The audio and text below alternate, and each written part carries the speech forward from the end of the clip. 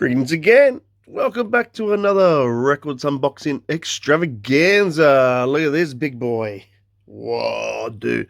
So this one is a box of newbies from iMusic, bundled up again to save on post with my man, Mr. Dan.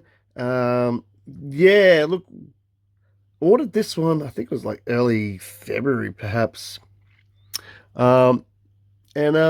We just had to wait for a couple of the LPs to come in from their supplier, and then one got messed up only, and they couldn't get it from that one, so they had to delay. Anyway, the big boy is here now. Once again, it's going to be too big for me to leave the box right now to pull them out of, so I'm going to have to move the box again. And do the thing. So let's do the do. Alrighty, so boxes down. Here we go. They've been bundled into some separate packages, like with bubble wrap. So I just got to be a bit careful trying to get them out so I don't ding corners and things. So the first one. This one's for me, and this is like I'll say it's like an unauthorized new EU pressing of a LP from early 60s. I think it's a 1961 from a really cool trumpet player who doesn't always get his dues.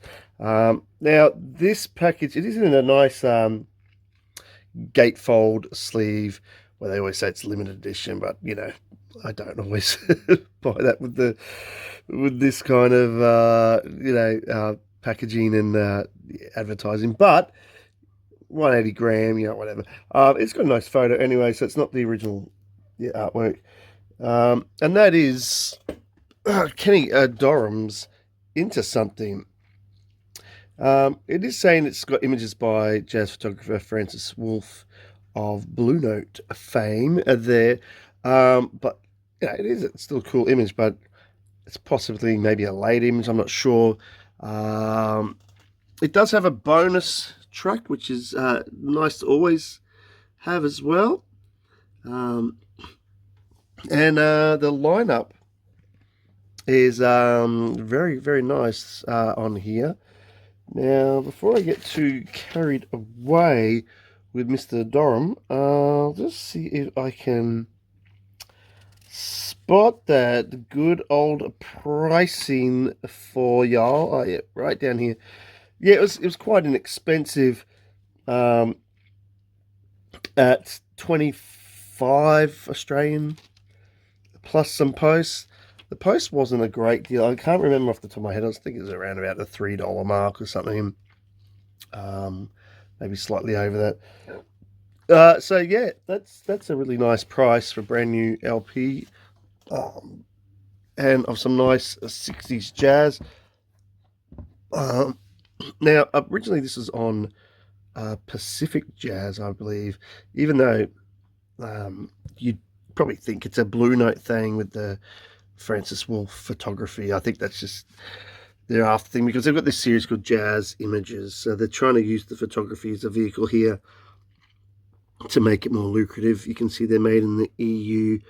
I believe this is a Czech Republic thing, and not that that's a bad thing, because if it's the Czech Republic plant, I had watched on something the other day, and then it's a good one.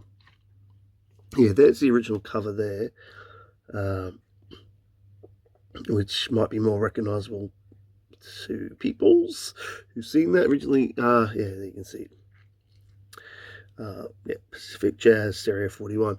Now, lineup here, very cool. We've got Jackie McLean, or McLean, however you want to say his name, on alto, Walter Bishop Jr., piano, Leroy Vinegar on bass, and Art Taylor drums. So, yes, really well-seasoned bunch there. This is really cool. You can see that it's recorded 1961, so I'm just wondering if it was recorded.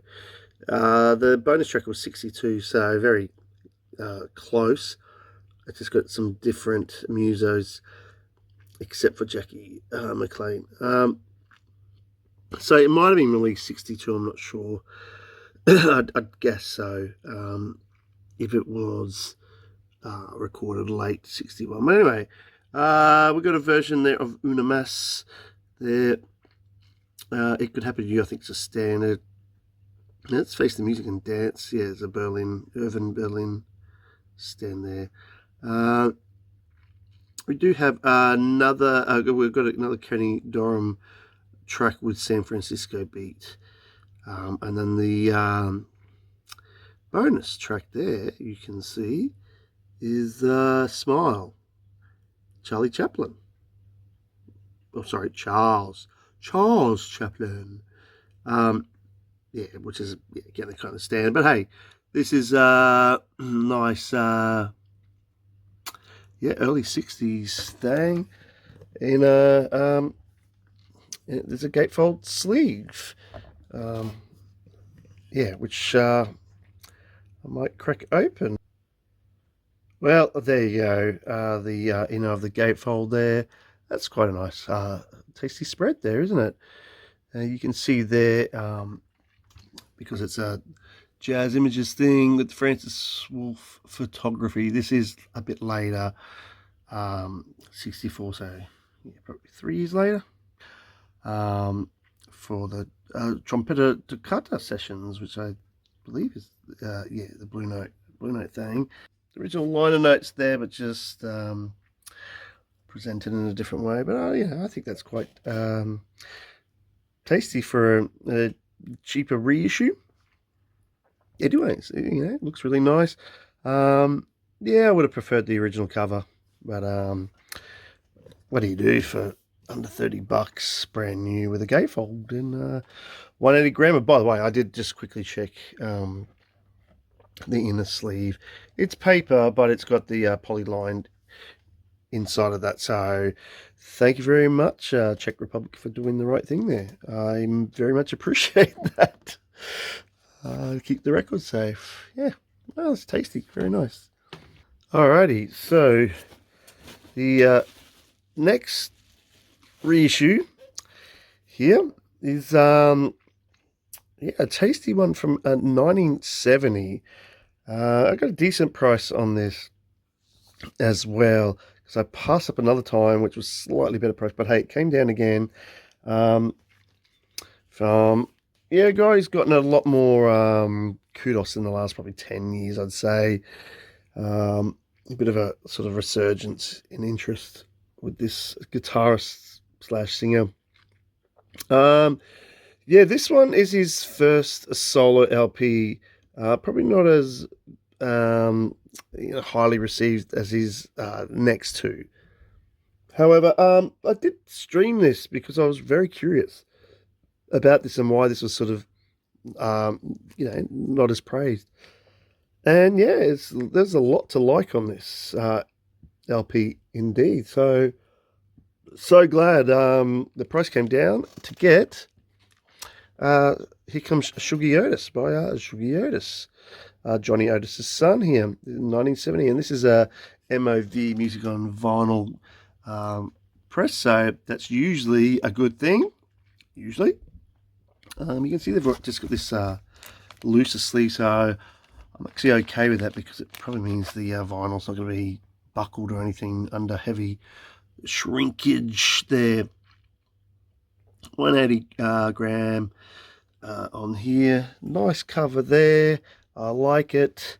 Simple, but some atmosphere there and some nice color scheme happening there.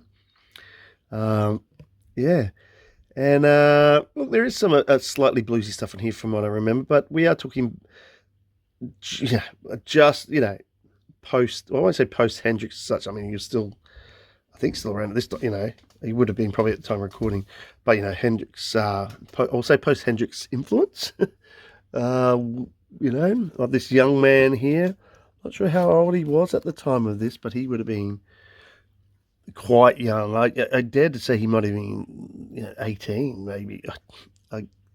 Maybe not even that. It might tell me something in the liner notes there, which is nice to have a little bit of notes there. we just have a quick squiz down here, because I just caught some names. And I did see Wilton Felder of Jazz Crusaders come, probably Crusaders at this time, or getting towards being changed to Crusaders fame. And he's playing the bass, which he did often on other people's stuff, and harpsichord. The father, Johnny Otis, yep, is on there. A lot more Wilton Felder. He's all over this. Not surprised to see Johnny Otis is all over this, to be honest. Of course he's going to be. Plaz Johnson and Preston Love. Wow, that's super cool.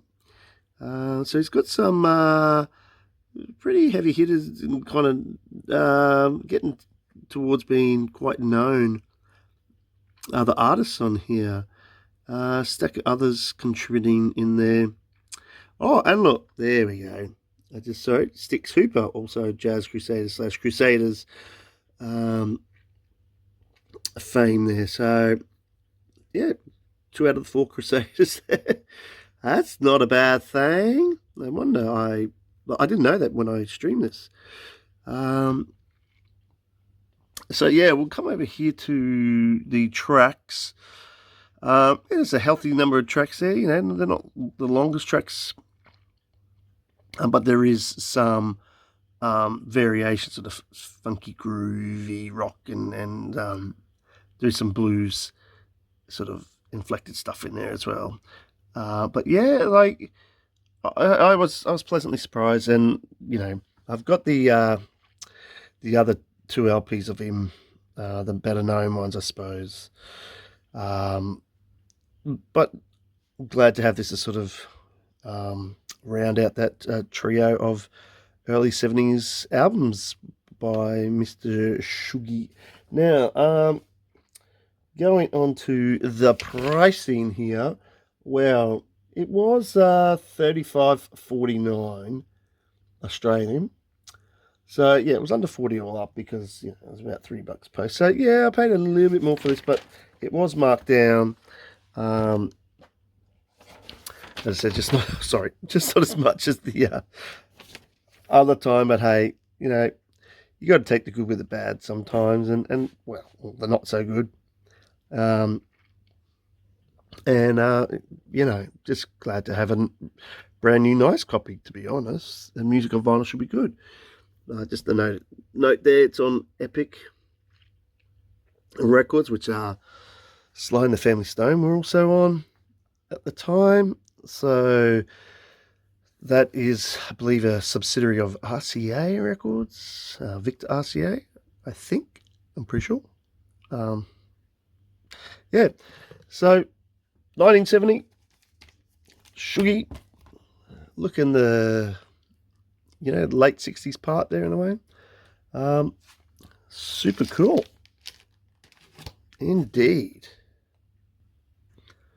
Okay, so next up, look, this is an LP I've been after for a while, because I know it's a good one. It's not brilliantly high on my list, but sort of mid-range.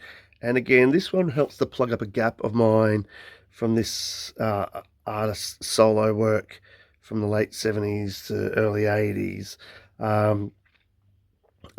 Yeah, this is a brand new, like, reissue, as in it only just came out, like, I think it was either end of last year or beginning of this year or something.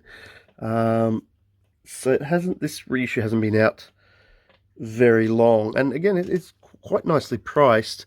And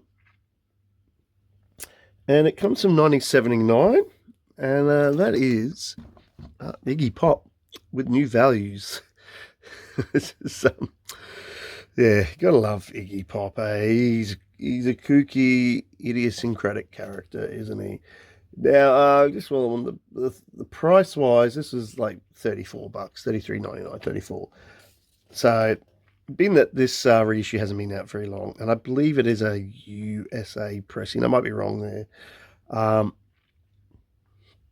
You know, I pulled the trigger because I don't think I'm going to get that any cheaper. And the originals of this particular LP are not that cheap. and there's no guarantee you're going to get a nice copy anyway. So I'm betting on that this reissue should be good. It's sounding good. And it's of the right era of Iggy Pop, 1979. And look, I remember very early memory of Iggy Pop. Oh, probably from this. I don't know why, but of Countdown. With Molly Melcher. And I'm sure Iggy Pop was off his face in some way. He was just getting up to some crazy antics. And it was when the single On Board was out. And I remember seeing the clip or bits of it. And it's just freaky deaky stuff.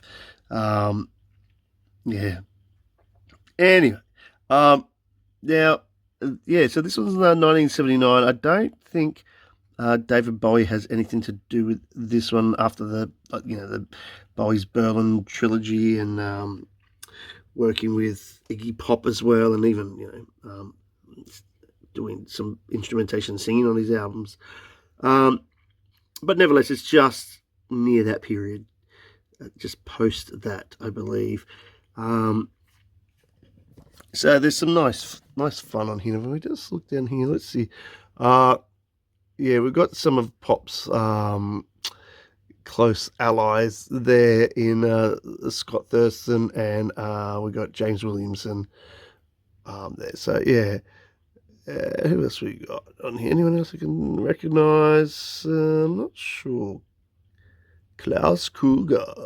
That's sounding very German, yeah. Yeah, there was James Williamson on guitar. So, yeah, this one's saying recorded in California. So, apparently he's back in the USA. I'm just going to see here. Oh, that's saying Sony Music UK. Okay, fair enough. And then just Germany. I wonder if it was say made in the EU. So, I wonder if that's a German pressing. That's all right. I'm sure if it is, it's even pretty damn reliable in my books. Yeah, you can see this. We've got a Sony Music reissue thing here. And originally on Arista. How's that? Yeah, there you go. All right, well, so I'm really happy to finally sort of tick that one off, get in the collection, and wanting to have a good listen to it. Yeah, maybe when I'm bored. So the next one is not one of mine. This is for Danny in his lovely hip-hop vein here. And again, I only know a little bit of this artist via Danny. But again, I probably can't tell you really much or anything. But I know Danny's excited to get this one. And that is by an artist, Aesop Rock, with, I heard it's a mess there too. Oh, that's good. I just noticed there in his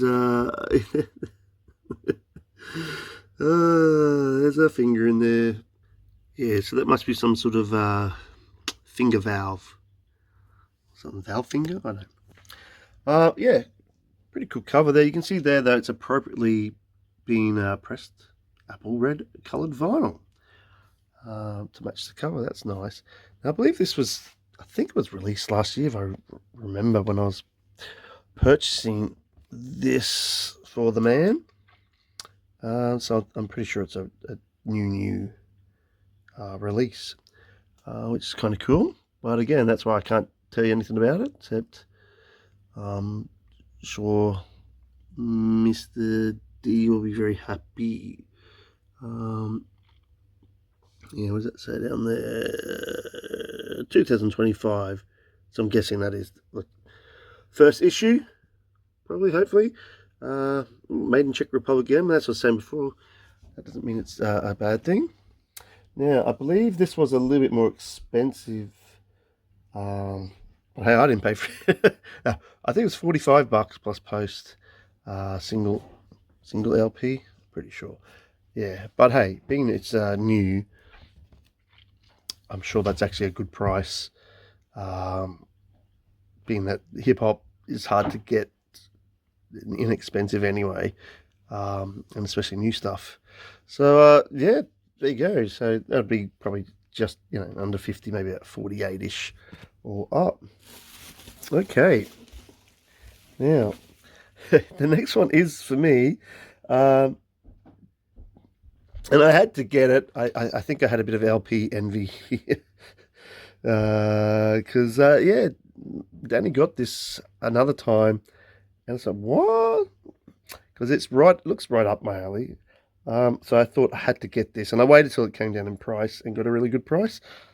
Like he did the first time because he also got it from iMusic, and this looks like a sort of funky soul affair from the mid 70s. I think like 70, just post 75. I think so. It's like just 76.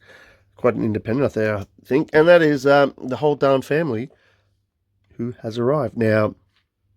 My understanding it's been the track of theirs has been sampled a lot, and that's probably the cause for the resurgence here and notoriety for something that yeah, is, as you can see there, it says a funk rarity. Yeah, there you go.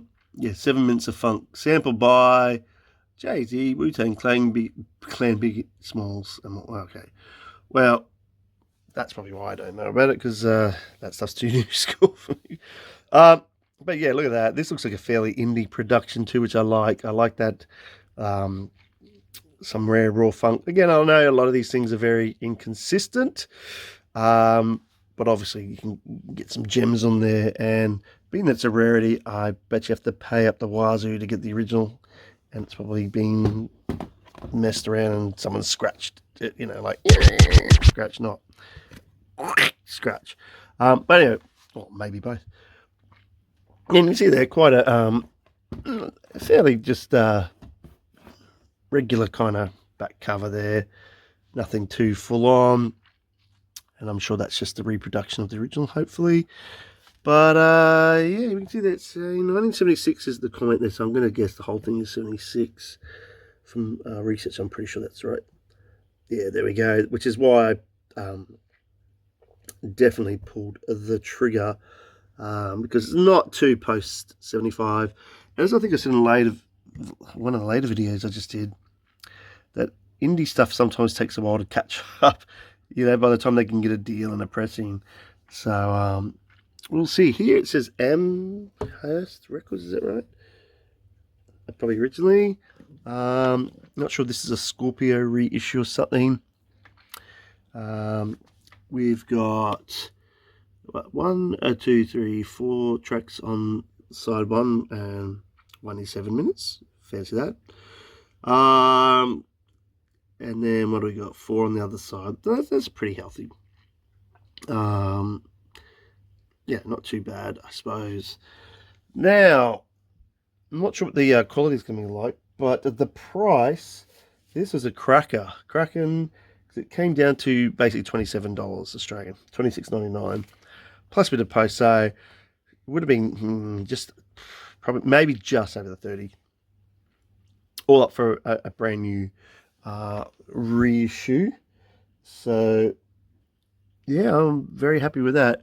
And I think, well, I'm going to guess this was a US reissue, so it might be one of those sort of Scorpio or whatever. Or I don't see any Rhino tags, so I usually get a Rhino thing. But we'll see. A nice, another sort of obscure, funky thing from the 70s in my collection. So yeah, cheers, Danny, for putting me onto that one. Okay, next up, this one again is one for moi. I got it in a decent price. I've only got a little bit from this artist, and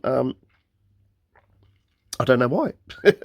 Probably because his then label mates was more known, lucrative, I suppose. But I've got some of this guy's stuff. I think one main LP that's earlier that's quite funky. I don't think this one is as funky. I think it's a bit more soul oriented. But that's okay by me because some super cool label, and that is Lee Fields with the Sentimental Fool. Um, yeah, brand new. So that's really nice from Daptone, home of Sharon Jones, etc., etc. Antibalas and all that. So you can see here though it's an indie exclusive, Sentimental Orange. Well, I like that because orange is, especially like a funky orange, is definitely one of my favorite colors. Um, yeah, so here we go. And also, well, hopefully the download card is still valid. Sometimes you get them, they're not, because these issues have been kicking around a while before they get bought. But yeah, so Lee Fields, yeah, I think this is my second LP, and then I've heard him guesting on some Sharon Jones stuff over her time. And before I flip it around, the price, yeah, really decent. $30, basically like $30.50 plus the post. So I'm okay with that for a Daptone. You know, about $34 posted, whatever. Yeah, I mean in total. It didn't cost me $34 post, like it would if I bought it from somewhere else. So look, that's really cool to get. We'll have the flip around here. We've got the Daptone aesthetic there, still kicking on here, which is really nice. What have we got here? This is DAP 75. Yeah. Now, no, this one's saying, yeah, made in Czech, so might be a reissue of sorts. I'm not sure if they were pressing then in Czech Republic or reissuing. But anyway, 2022. So, yeah, it's only a few years old, this LP, which is very cool. Yeah. And you can see there, Bosco Man is on this, which is very nice, from yeah, Tap King's fame there, and Homer Steinweiss as well. All right, so what have we got in terms of tracks? Well, they get a nice 6x6 on the back, 12 all up. So that's cool. Now, I didn't stream this on purpose because I'm going by reputation of both the artist and the label, because I'm sure there'll be some awesome value in this for sure. Yeah, Lee Fields, color vinyl, super cool there. All right, let's kick along. Okay. All right, this one was a super cool bargain here. It's actually in a sleeve, like a an open sleeve. So again, it's not been shrink wrapped, which I'm very happy about, because this is a 2 LP set. It was a record store day set, so it would have been a lot more expensive. It was a 2023, so this is obviously non-sold stock or overstock or whatever from them. But I'm the winner with that because it means I'm not paying the record store day 2 LP price here. Well, yeah, but it's going to be a cracker, because the artist is a cracker and the time is a really good time, early 70s. Yeah, what do I say? I'm going to show it because it's Shirley Scott, Queen Talk live at the Left Bank. So yeah, look, you get a lot of these record store day ones, which are, you know, these live LPs have, you know, dug up from somewhere, pulled out of, you know, some closet or something. And, you know, I think sometimes they're going to be hit and miss. This one I'm confident about. So before we go into the specs of it there, let's see if I can find here we go. Now, mind you, this is 2 LP, 180 gram. Ooh, look, deluxe, limited edition, hand numbered apparently. So it's supposed to be a special thing. Remastered audio transferred directly from the original tape reels of 100 minutes of music from, I don't know if this is that long, but anyway. And the price was only $30.49 Australian. Now I had to pay 2 lots of posts because it's 2 LP, but still I'm under 40. So, let's just say $7 on that. So we're about around the 37, 38 mark around there,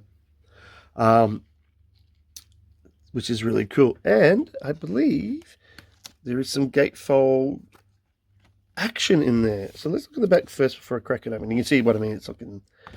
It's a very sturdy cover, by the way. And good news is I don't have to peel off the off the hype stickers. Yeah, and make a mess of that.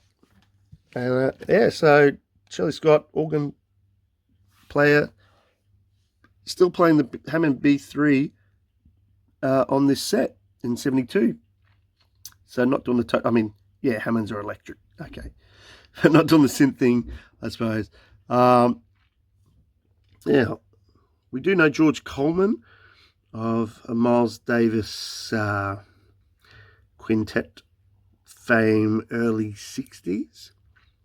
Yeah, prior to Wayne Shorter, I think, taking over, whatever. Yes, the other two I'm not sure about. Bobby Durham and was that?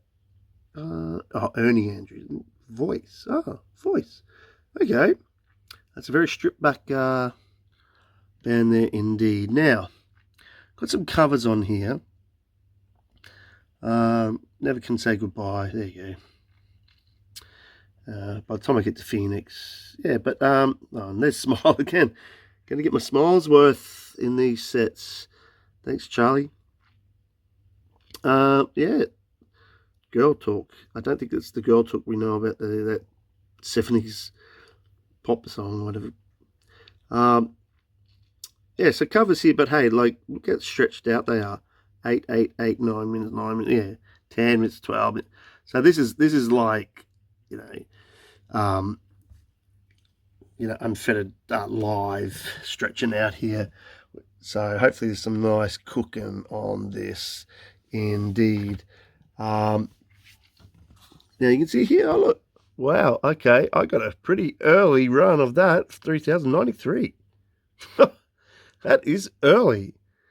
So yeah, hopefully that means it's going to have a decent sound to start with from the pressing. By Reel to Reel. There you go, 2023. Well, I shall crack it open. Okay, here we go. I'm just going to be careful because I think the LPs, they've lovingly and sensibly, yep, left out so it doesn't get split seams. So that's a lovely touch. I'm just going to make sure, I don't know which way up these are. They're going the right way up as well. Clever people. Only thing I could gripe about here is, because that's fantastic, but they are not poly-lined. Oh, nice sort of old school looking logo, label. Yeah, just not poly-lined. That's probably the only flaw. Price is great. The packaging to do that so that the seams don't split. That spread is really nice, eh? That's a really cool spread. Kudos to them for doing that. Yeah. And I'm just wondering, I can feel something here. Oh, say what? Say what? Damn. It's booklet time. Okay, maybe I didn't read that. Yeah, sorry, I'm just having a... But, yeah, damn, we get some notes. That's, I'll just put it here. Yeah, that's, nice. Some notes. Pickies. Super cool. Wow, that is a lot of notes. And it looks like interview with someone in there. Wow. Okay, that is spectacular. The Left Bank Jazz Society. So, wow, indeed. So that's even better. It does open both sides, which is cool. I don't think I'll get any more goodies on this side. um, that's okay. I think I got my money's worth there with some lovely Shirley Scott on the Hammond B3. Okay, thanks Shirley. Next up. Okay, this one. Look, I've been after on vinyl. I do have on CD, to be clear. But I've really been after a copy of this on vinyl, just again to plug up a little wee gap in a run. I have a big run of records by this awesome artist.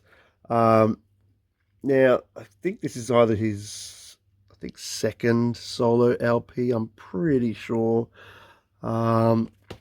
Possibly third, but off the top of my head, I'm thinking it's second. Now, I will say this version I bought is not the legit. It is another EU pressing. I believe it's might be Italian, maybe French. And yeah, it was so it's from it the reissue's from last year, but the original LP is from I believe 1963. So it's yeah, a bit older school, hey, and early 60s originally on Blue Note. Yeah, and that is Herbie Hancock, my point of view, which is so cool. And yeah, as I said, I got it on CD anyway, so I'm very familiar with it. But I just didn't want to pay through the nose to get it on vinyl as well to plug up that gap there of his legit studio albums there, even if this is not a legit Blue Note pressing. But anyway, cracking lineup here, as you can see. Yeah, what do you do? Donald Byrd, Gratian Moncur, and we've got Mobley, we've got Grant Green, Tony Williams. He would have been very young still. Maybe just starting with Miles, I would say. Chuck Israels sounds familiar, but I just can't place him, to be honest. So my bad, Mr. Israels. And you can see that it says includes his new composition, Blind Man, yeah. Now, yeah, there you go. It's saying second LP for Blue Note, which is really cool. It's saying it's a limited edition here. They've even tried to number it for this sort of EU reissue label. But again, I've not really had many problems at all with these kinds of things. In fact, they sound quite cool. Yeah, they're not going to be from the original tapes. Hey, if they sound good, it sounds good. And hopefully it is. Oh, look, clear. Sorry, you might have picked up on that clear vinyl. Yeah, I mean, I can take a leave there, but that's kind of cool. Anyway, let's have a look in the back. Look, you can see here they've maintained the Blue Note aesthetic. The only thing that are missing, the Blue Note logo and like the BST or whatever Blue Note catalog number that we'd usually put in. But the rest is complete knockoff. But I'm okay with that. Maybe I shouldn't be, but anyway. Oh, there we go. Chuck Israels is on a bass, which would make sense. Being I knew the other people's instrument of choice. Yeah, so Rudy Van Gelder recording thing, Reed Miles cover thing, 1963 thing. Destination Moon is the reissued label here, which I've got a few of now. And sometimes these labels have different names. I'm pretty sure this one, I can't remember if they do have a couple of different names, and if this is the French one or not. We'll see. Yeah, so great. Oh, sorry. Tracks would be great, eh? There we go. Blind Man. 2 on one side here, and then we've got on the other side, yeah, King Copper is cool. So 3 on the others. So pretty stretched out affair. Nice Blue Note period. Early Hancock work still Still classic non-electric Hancock stuff. Alrighty. Oh, did I talk about the pricing? Let's talk about the pricing. You asked me to do. Yeah, this one was only, it came down a bit. And yeah, it's just the EU one. So it was $27 plus the post. So again, just over the 30 all up posted Australian. So I'm very, very okay with that. To plug up that run, I've now got, I think, yeah, most of his stuff, you know, up until 82, bar one or two special things or newer reissue things or whatever, or maybe a Japanese one. Yeah. So, but in terms of the his Blue Note 60s output, I think I'm good now. I can take a breather from chasing that up. All right, moving right along, as the Muppets said. Oh, this one, look, I'm going to give a crack. I did have a listen once a while ago, and it wasn't too bad. And again, the price, I've been eyeing off for a while with the price, and as one to sort of throw in a bundle to keep the post down. So it's not totally essential, but I think there's some value here, and also helps to expose me to some artists I've known about for a long time. I just never collected. Yeah, and this one, I'm trying to remember the year. It's 60s. Faux show. I think it's early 60s, but it's quite late in one of these artists. Well, later, and you'll see why in one of these artists' run career. And about right for the other two. So it's a really interesting trio. Sort of, I was going to say pairing, but it's not a pairing. It's more than a pair. Bundling. I don't know. Yeah, and that is Money Jungle. Now you see that Duke Ellington's got the biggest billing on the marquee there.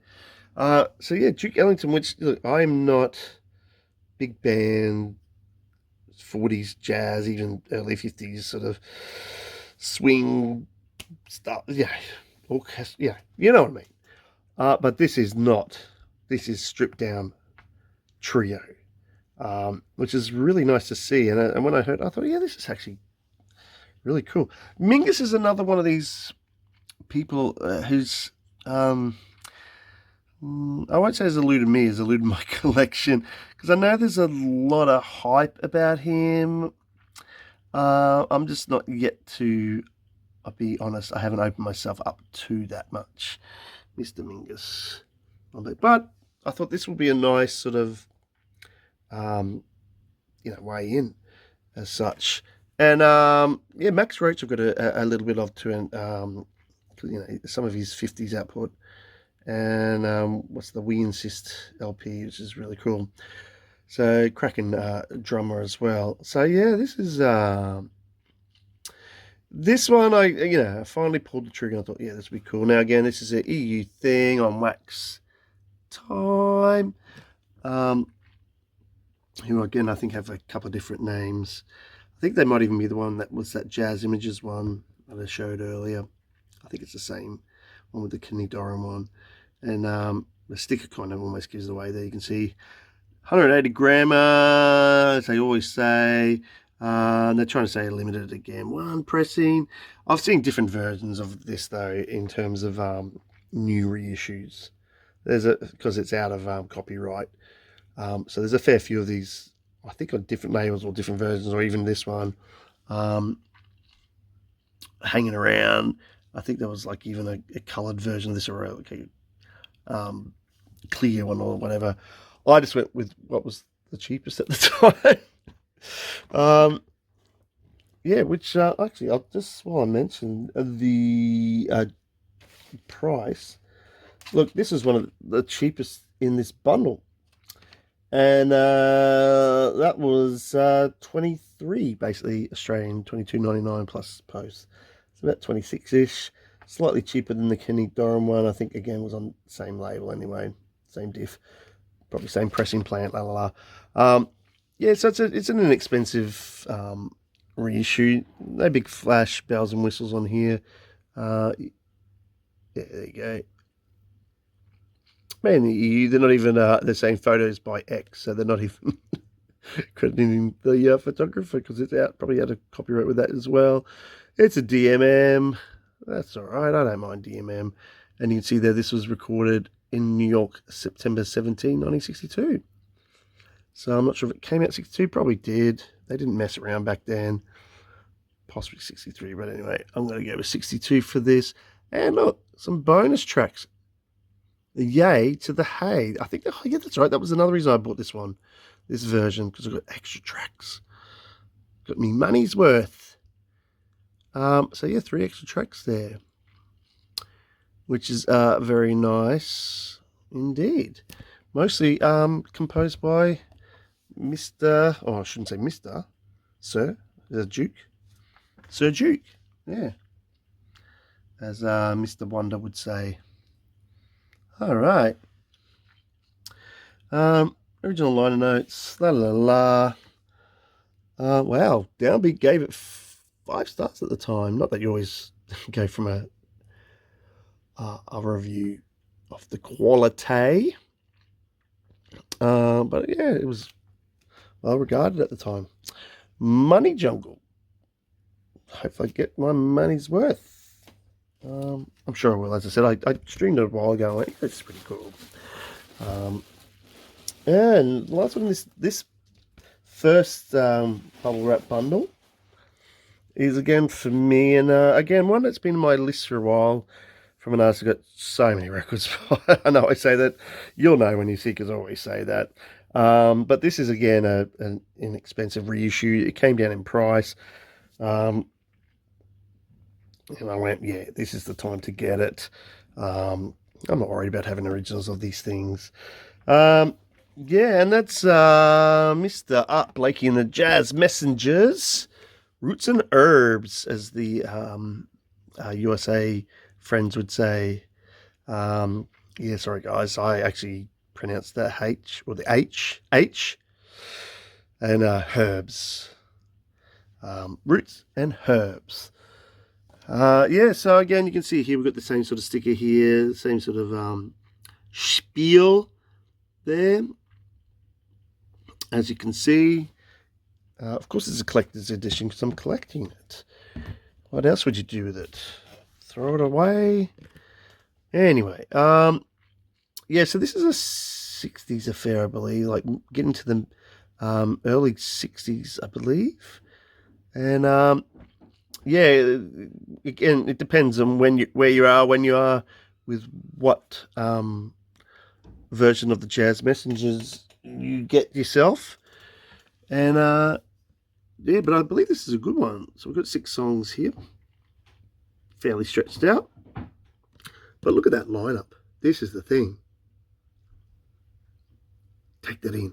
Take that in. Lee Morgan's there still. Wayne Shorter is still there. Bobby Timmons is still there. Walter Davis Jr. and Jamie Merritt on bass. Lovely. See, here it is a Van Gelder thing. 1961. So I'm going to assume again it was released 61. Being it was early on. Original liner notes here, which is nice to have a squiz at. Again, this time it's all music saying it's 5. They've put that on at the end. But hey, we've got crack lineup with Wayne Shorter, Lee Morgan on there as well. Super cool. Yeah, so you'll see here it says Pan Am Records. But again, oh, there we go, here. But again, yeah, I think it's the same as maybe Destination Moon, Wax Time, or whatever. Yeah, so look, I got so much Art Blakey. But hey, if they're good albums, it can't be a bad thing from a wicked drummer and yeah, lineup in 1961. Yeehaw. So at the halfway mark, it's taken this long. We're up to the second and final bundle here, the Glad Wrap bundle. Not Glad Wrap, Bubble Wrap. Yeah, and so to crack in, yeah, here's another EU reissue, also on wax time, also fairly old school and out of copyright here. Yeah, and I believe this is like very late 50s, suggesting 1959, just on the cusp of the 60s, with two people on the headline here, even though I believe it's a quintet 5-piece here, with some usual suspects.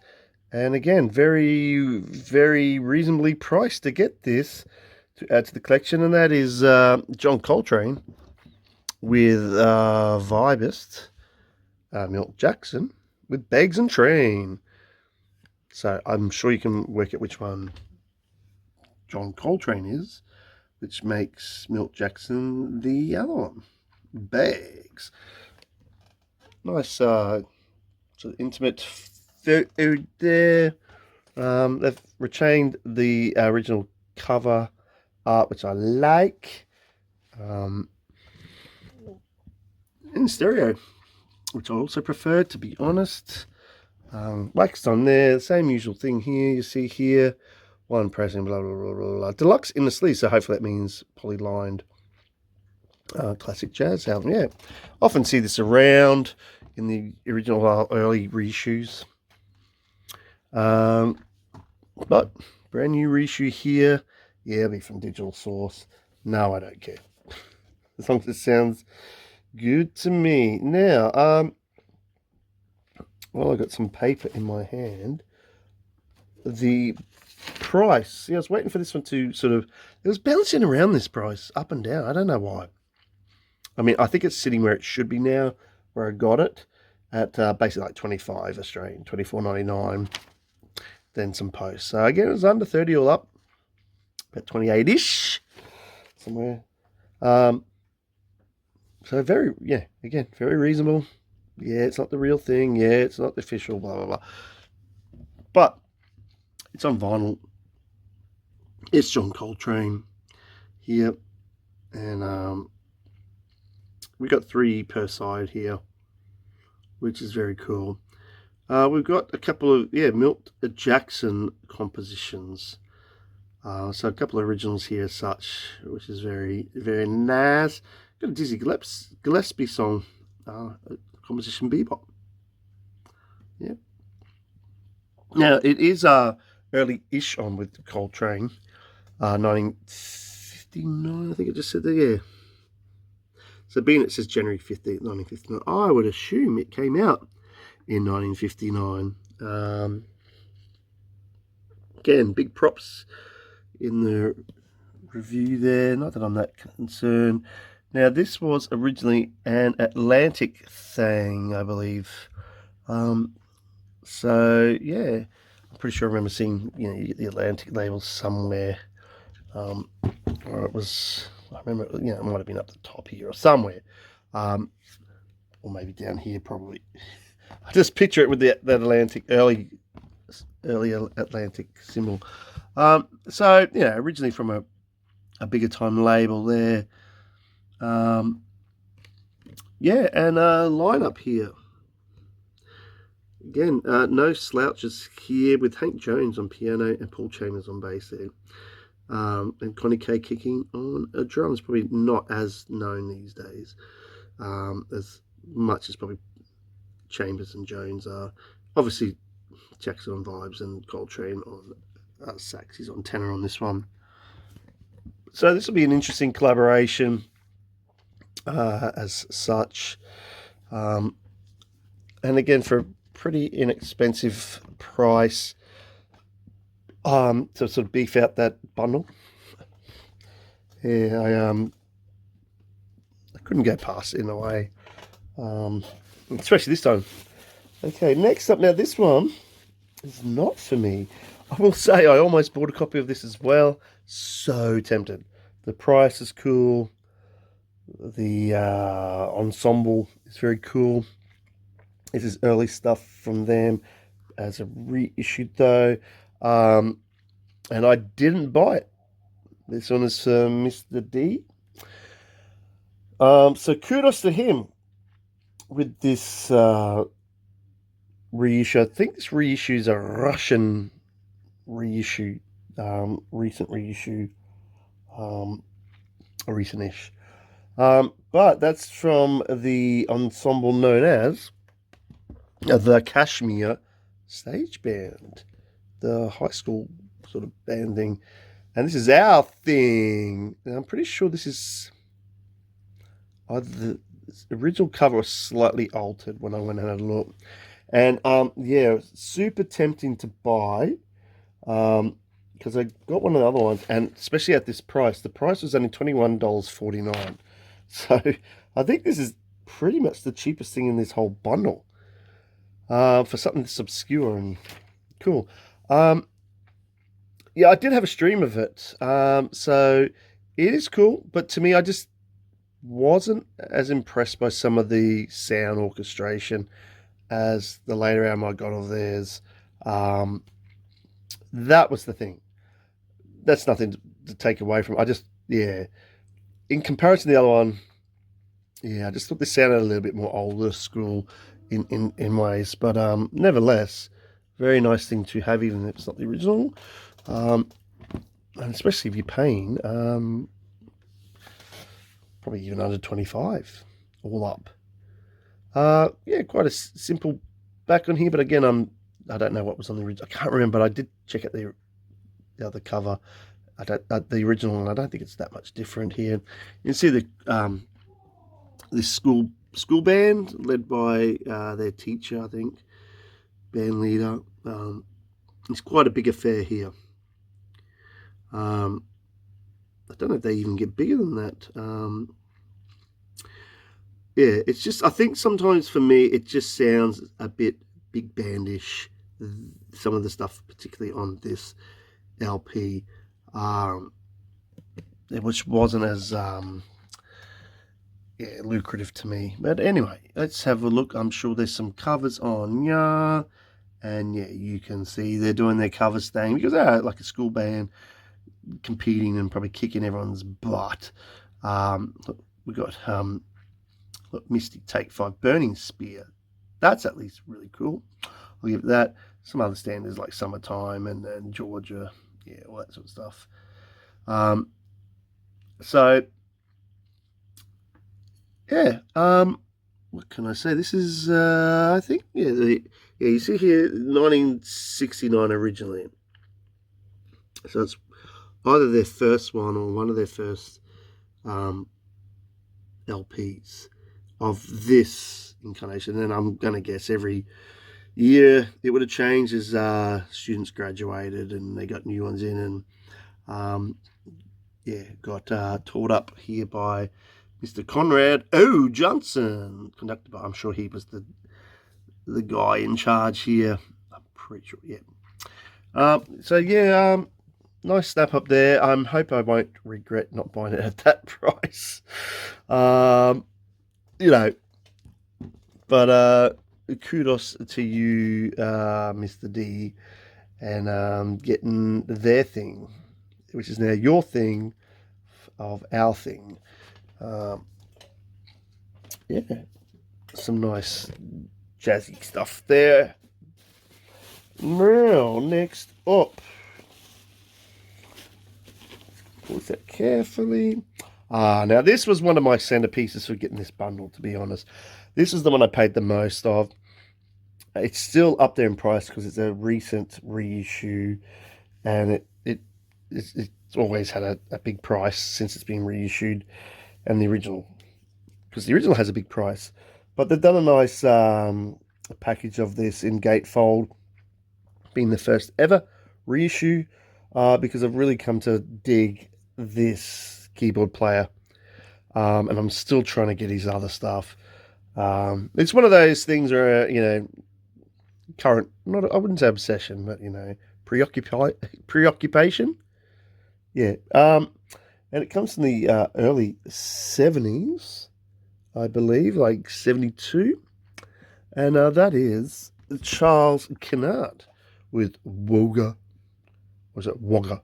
I'll go with Wogga. Unless you like to rhyme it with, want something to rhyme with Frogger.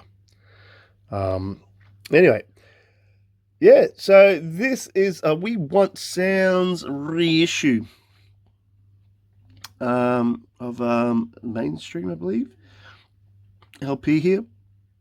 I'm pretty sure from 72. Oh, isn't there? Your Mainstream Records. But a good look, featuring bonus track, Smiling Faces Sometimes, which is, or was it the Temptations song, Norman Whitfield thing, I'm pretty sure. Yeah. And thanks. Yeah, gatefold artwork using first generation photos, 2-page insert, woohoo, featuring liner notes, and remastered stuff. So yeah, like they're making a nice package out of this, but I did have to pay for it. And every now and again, I'm willing to pay for quality stuff with a bigger price. But even still, it did come down because the dollar was getting stronger, like Rocky Balboa. So the price for this baby was $48 Australian with some posts. But it is a single LP, even though it's gatefold. So we're just cracking over the 50-ish, 51, and brand new. I'm okay with that. I've seen it for way more expensive. That's the thing too for this particular one. Let's have a look on the back, Jack. Yeah, nice big colour photo there. Wailing at his probably, is that a B3? I don't know, probably. And we get a bit of a rundown on the back of Partners in Crime here. And again, you can see some fantastic names here. We got Charles Kennard, obviously, is the main headline here, but we've got Paul Humphrey, Chuck Rainey. Now, David Roberts, I'm not sure about. George Bohannon, trombone. James Karchner, I'm not sure. Jerome Rush, Arthur Adams, I know Arthur Adams. So, a couple of more known artists on this. Just don't give the track a listing on the back. They'll be on the inside, which we'll have a look at. So here it is, the nice spread of photos there to put some faces and hands and things to the names. So that's very nice. We get the lineup again there, proper, and some extras as well, which is very cool. And you'll notice there, wow, Carol Kay, straight away there, extra. So that is a super cool surprise there. So yeah, you can see we've got some asterisks there. I'm going to guess that's probably for one track. I'm going to guess possibly the bonus track. Let's have a look here. So we've got some covers here. We've got Rocksteady. So that's good for Mr. Charles Rainey. I'm pretty sure he was on the original of that. First time I ever saw your face. Smiling Faces Sometimes is the bonus track there. And yeah, you can see that's the one with the asterisks. So that's the different band there. Yeah, except for, they might not have had any drums on that, yeah. Anyway, some other names there look familiar of tracks. Obviously, Shout Down one area is the rock and roll sort of Shout, early 60s. Slop Jar sounds familiar. Yeah, and Little Ghetto Boy. Anyway, so I did though look on the inside just very quickly, and the one disappointing thing about spending this much money is they didn't put any polyline plastic sleeve. It's just in paper. I haven't dared take the record out yet. I'm a little bit scared because there is a bit of a split on the on the sleeve, which means there might have been some movement in the station, which is not good for paper. The insert is all right. It's pretty nice and glossy, black and white, with some similar sort of photos of the session that were apparently originally unreleased. And yeah, a bit of some liner notes or write up or something, and just some repeat there. Yeah. So yeah, all up, look, a bit disappointed about the polyline. There's no excuse these days. I think the sentiment is out there. Put them in plastic. But yeah, looking forward to Mr. Charles Kennard. Still got a couple more of his to get. They're quite elusive.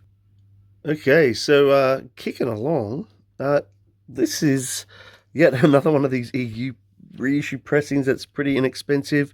And I believe this comes from Smack Dang at 1960. Yeah, originally on Blue Note. This is a EU reissue by I think it's Rat Pack Records, who they come under another name as well. They might be the Destination Moon or that or something like that. But anyway, I'm pretty sure this is a French outfit here, who release out of copyright stuff. And look, I do own this on CD. I bought it not long ago on CD, got a nice price on that. And but the LP was so nice, I bought it twice. And that is Horace Silver Quintet with Horace Scoop. Horace Scoop. Yeah. And yeah, it originally was a Blue Note thing, so that's quite unusual for Blue Note having an actual illustration rather than photographs. Now, you can see here again, they're trying to say it's limited, you know, all that sort of stuff again, to 1,000 copies, one pressing. Pressed 2 years ago, but originally, yeah, you can see there, 1960. But yeah, this was a real nice listen. I got a nice surprise, is although, you know, it is Horace Silver. But probably just not as one of the bigger known ones of his. It's not unknown, but yeah, not one of the bigger well-known ones. Again, you can see here they've mimicked, pretty much, it almost looks photocopied in some ways. Not the most crack reproduction here, but hey, serviceable, as they say in the industry. Yeah, and they got the BST number there, but without the sort of prefixing or whatever BST of the of the number there. But hey, it's close, and yeah, again bereft of obviously Blue Note labeling, but they don't even put their own labeling on, so that's okay. I won't miss it too much for the price. Now, price, you say? I'll talk about that right now as I mention it. A little bit more expensive of these EU ones, but again, nothing extraordinary. 28.49, you know, Australian.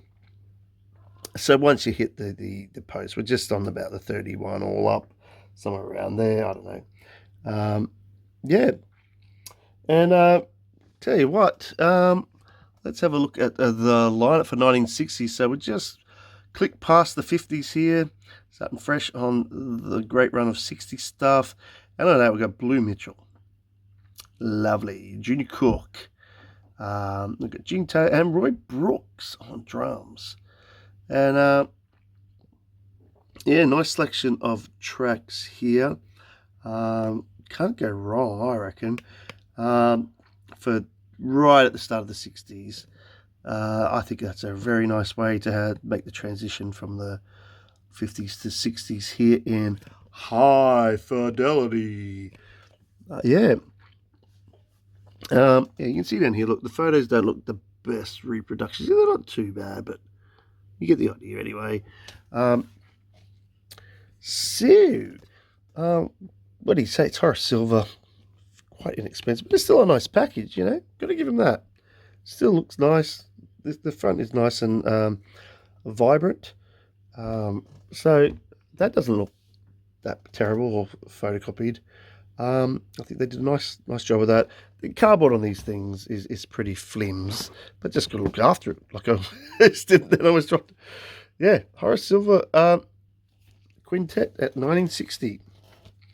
So now the next one. Wow, let's just keep on the same vein here. Look, this one is another Horace Silver Quintet LP. A little bit later, but again, it was 2 years later, I think, 1962. And again was a Blue Note affair. Again, though, this is an EU, yeah, out of copyright reissue. This one, though, is, I think, an Italian label. I'm pretty sure Hermitage. And but again, they've kept faithful here to the original cover, the Tokyo Blues. Now, I don't own this in any format. I don't have it on CD. So I'm glad I got it on vinyl first anyway. And look, for some reason, a yellow vinyl. Special edition in it. Not sure why yellow, maybe because that's kind of orange though. We'll work out why. Anyway, Tokyo Blues. So nice to see a Japanese bit of referencing there. Yeah, originally Blue Note affair. Let's have a look over there. You can see again. They've kind of these guys. They've got the same sort of font, but they have strayed from the OG Blue Note layout on the back. To be honest, it makes it look cheaper, which is not as cool. Yeah, I don't know why. It just, yeah. I'd rather they do what they did on the other one and yeah, like basically mimic it totally, you know. Yeah, have a look. So you can see there, they're using the same sort of font, but I would much prefer they just even do this to mimic it and put a couple of photos, even if they're a little bit grainier or lacking definition. But hey, for the price, this was cheaper than the other one, which I was very surprised. 25 Australian plus the post, so 28 something. Yeah, under the 30. Now to get this LP under 30, yeah, that was very hard to get. Unless you bought a reissue that was a Blue Note one. And yeah, it would have been a Blue Note, but hey, you would have been paying more. So, yeah, more Horace to go. All right. Yeah, cracking on there. This is going to be a bit of an oddity. This one is, in terms of the sort of the flavour of this bunch of LPs. But this is not an unknown album by any means. It's just, yeah, it doesn't fit the bill of this box. But hey, we like that. We like to keep it fresh and keep them guessing. And this one's Mr. Danny from an LP that's still selling strong, I believe. And even new generations know about this one a lot. And that is Mr. Jeff Buckley with Grace. Yeah, what do you say about this sort of pop album, maybe? Now, didn't the ladies love Jeff? Poor Jeff. Yeah, but yeah, this is one of those albums that has stood up to the test of time with popularity.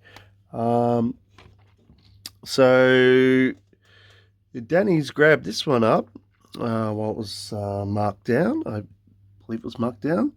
Yeah, very much a 90s affair here, isn't it? What year is that? There we go, 94 originally. Yeah. Yeah, well, I mean, like, yeah, you know, you get his song Grace Everywhere at the time, and his version of Hallelujah, um, very much renowned. I'm not familiar with the rest of this album. I mean, maybe it was played in my house a bit by sibling, but wasn't so much my cup of tea. I didn't mind stuff, this stuff. Um, yeah, and he picked this up. Let's have a look. The price is really good for a reissue here. Brand new reissue for 27, I think. On yeah, 26.99 Australian, mate. So just over the 30. Um, yeah, which is very reasonable for this artist's LP, as I said, because it's still very popular and sells, from what I know, and even the newer generations, uh, not just the ladies, seem to gravitate towards poor Jeff. Yeah, so there you go. There's one more down for you, Mr. D. Next one up is back to me. Now, this one was a cracking bargain. Definitely.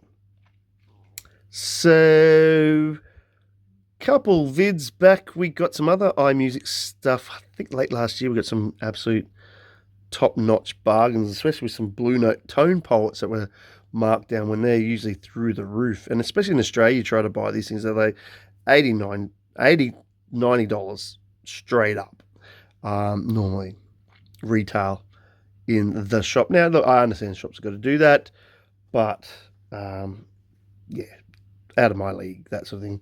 So when they come down in price and it's something I, want, hey, I'm not going to stop. And that is Mr. Wayne Shorter on Blue Note with etc. etc. etc. There. Yeah. Now, firstly, I'm just going to track down the pricing so we can do that part. As I said, it's a Tone Poet series here. It was released, I think, 2019. This version, this reish. And yeah, like $30.49 Australian for this heavy duty mofo. So yeah, look, we got a couple of better bargains the other time, but this is still really good for for a tone poet. So you add the $3 something, we're hitting like $34 all up for a gatefold reissued here from Wayne Shaw. Now, my understanding is this was an original session, 60 session. I think it was either mid to getting to later, and then I think it was one of these things that were shelved. First issue came in probably the 80s or early 80s. I think it was something like that.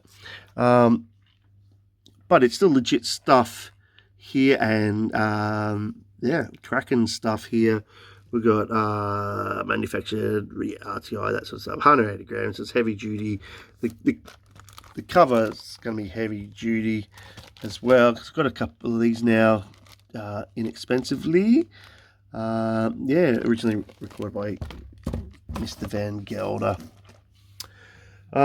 So, if we look on the back here, this will give us the shtick here.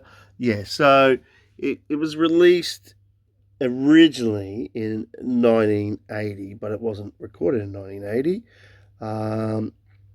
That I'm going to have to scurry through and read through here. Oh, there we go. Is that, say, 65? Yeah. So, mid-60s recording, legit.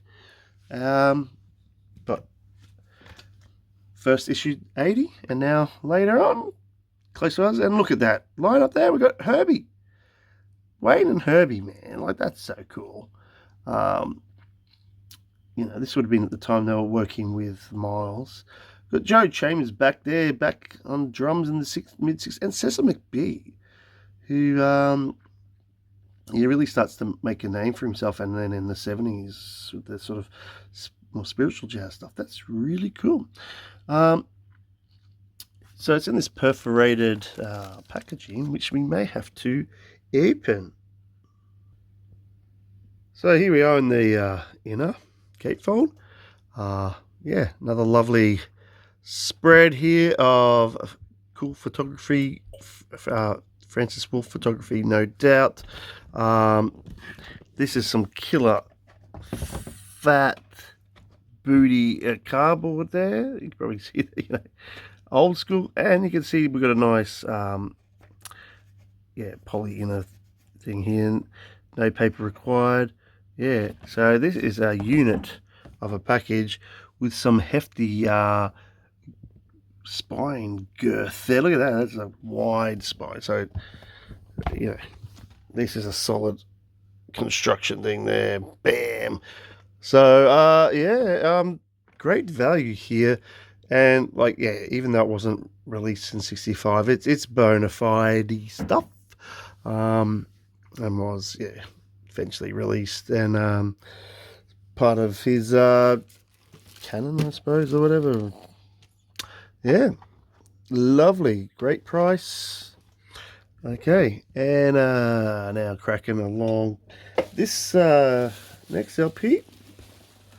Yeah, this was something I've been after for a while. Again, to sort of plug up a bit of a succession of LPs, a run from the late 60s. I think this is late 60s.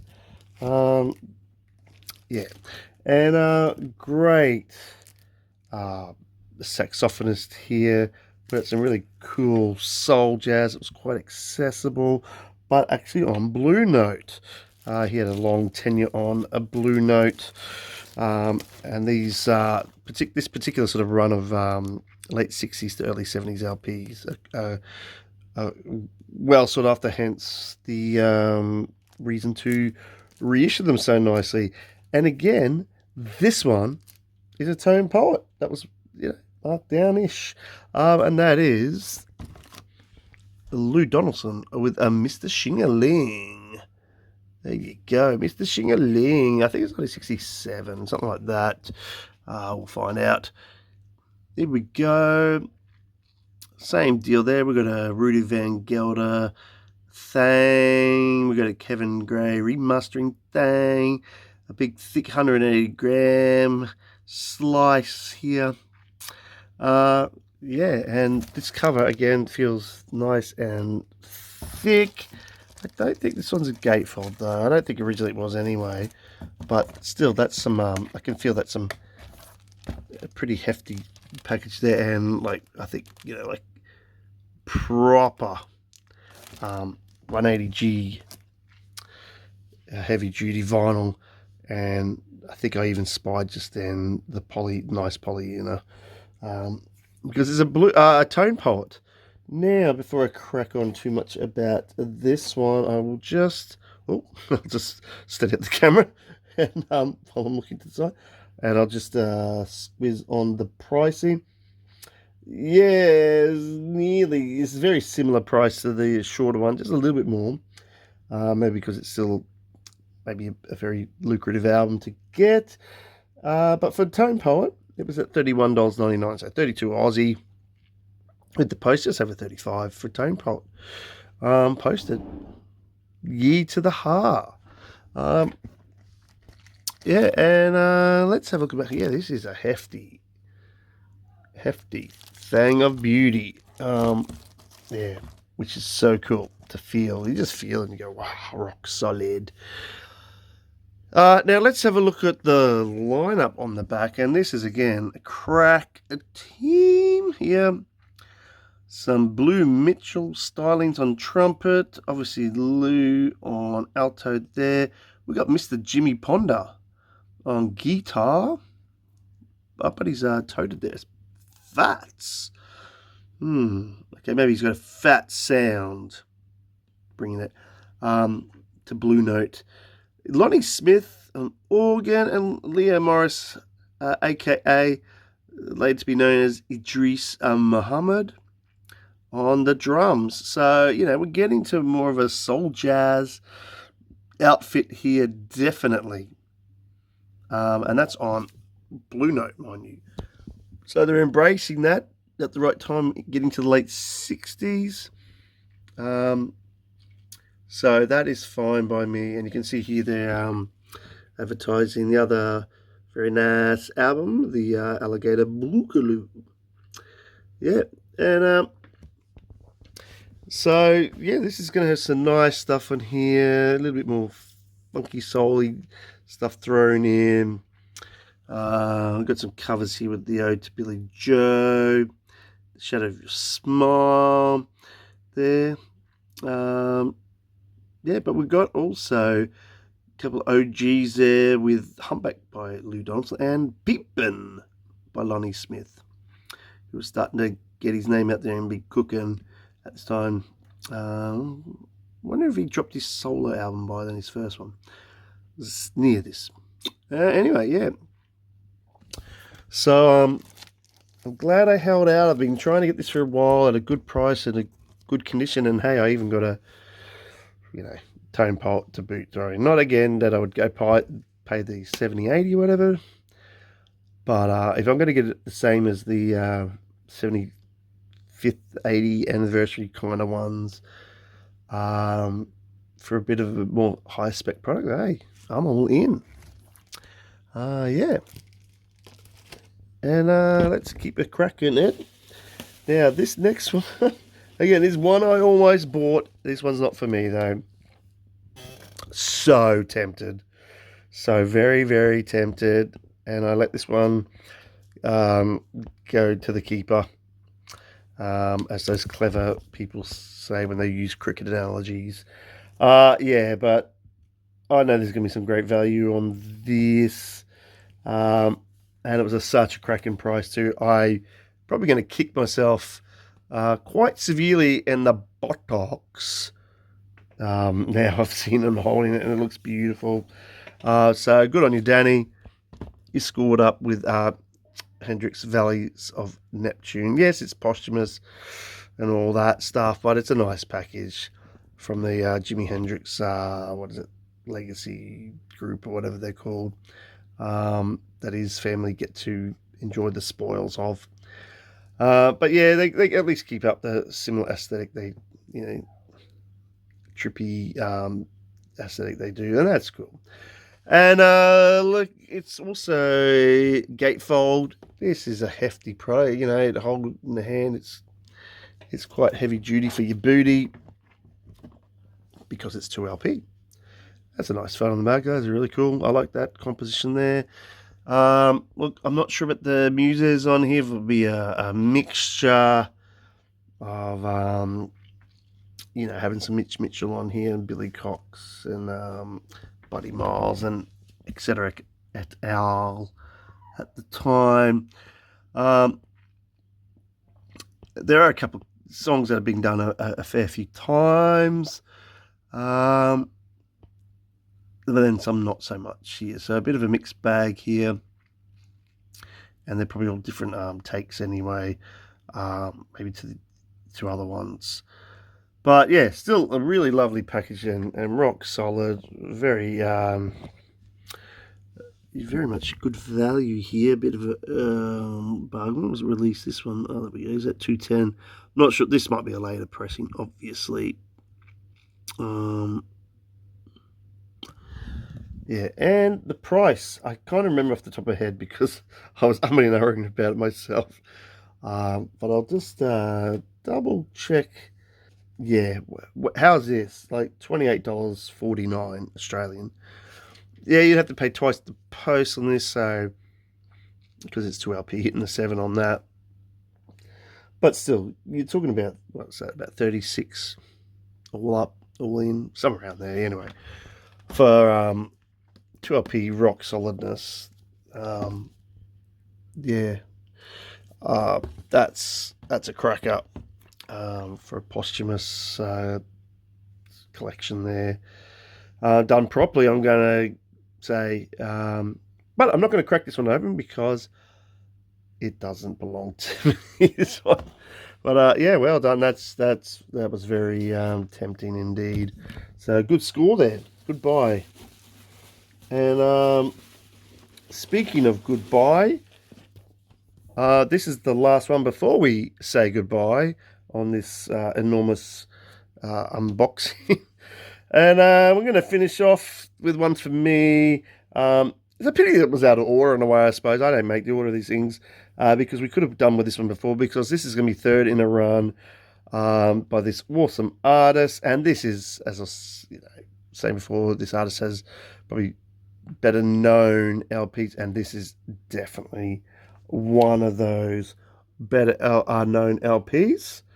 And yeah, that is, oops, it is doing the thing at the Village Gate by the Horace Silver Quintet.